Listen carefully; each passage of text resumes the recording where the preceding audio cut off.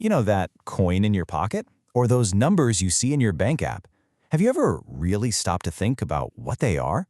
It seems so simple, but the story of money is this wild journey, and it's full of messy trades, giant rocks, and one really big, kind of magical secret.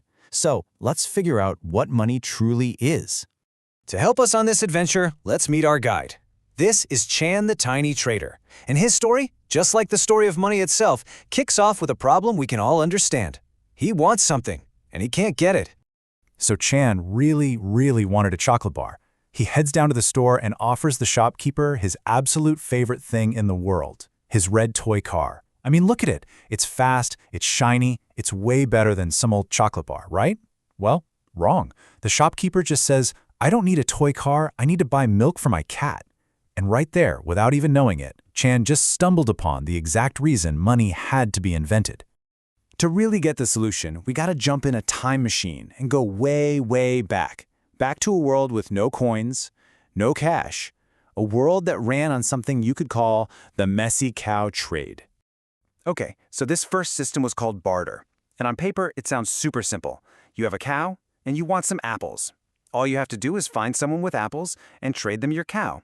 Easy, right? Well, yeah, not so much. And this is where things get, well, really messy. Imagine the apple guy doesn't want your cow. He tells you he needs a haircut. So now you have to go find a barber who also just so happens to be in the market for a cow. It turns into this crazy, complicated chain of trades, all just to get a few apples. As Chan would say, ouch, my brain hurts just thinking about it. Okay, so clearly that wasn't going to work long term. People got tired of dragging their cows all over town, so they started looking for something better, some kind of universal item that everyone would agree to accept. What they needed were stand-ins, something that could represent the value of a cow, or a haircut, or a bag of apples, but without all the hassle. And this was a major breakthrough. But finding the perfect stand-in took some trial and error. First, they tried using pretty seashells. But there was a problem, right? Anyone could just go to the beach and get a pocketful, so they pretty quickly became worthless. Then they tried giant, heavy stones. That definitely solved the too common problem, but it created a new one. You can't exactly carry a boulder with you to go buy bread. And then, finally, humanity found its superstars, gold and silver. Think about it. They were rare enough to be valuable, but they were also small and light enough to be portable.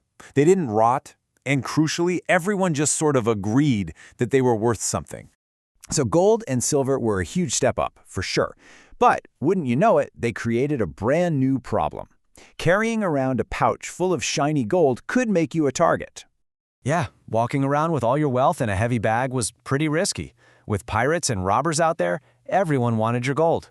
And that fear is actually what pushed society toward the next great invention in the story of money.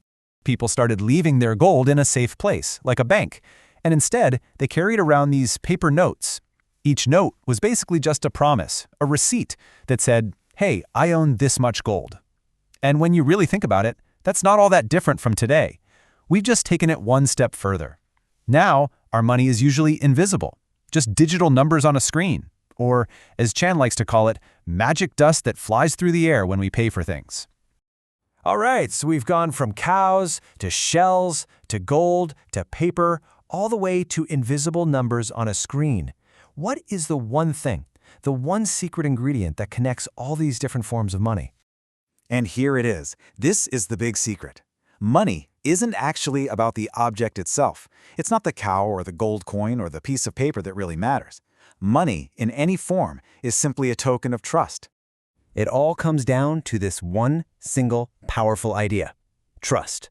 A dollar bill is just a piece of paper. The numbers in your banking app are just bits of code. They only have value because all of us, as a society, have this shared agreement that they do. This agreement of trust is the engine that makes everything work. I believe that the token I earned for my hard work can be used to buy what I need, and the shopkeeper trusts that they can take that same token and use it to buy what they need.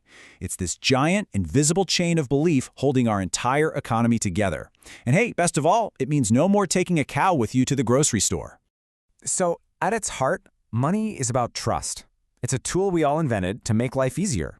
But what if that simple token of trust held one more magical secret? What if a tiny little coin, just left all by itself, could somehow grow into a giant money tree while you are sleeping? Well, it can. And in our next explainer, we're going to find out exactly how.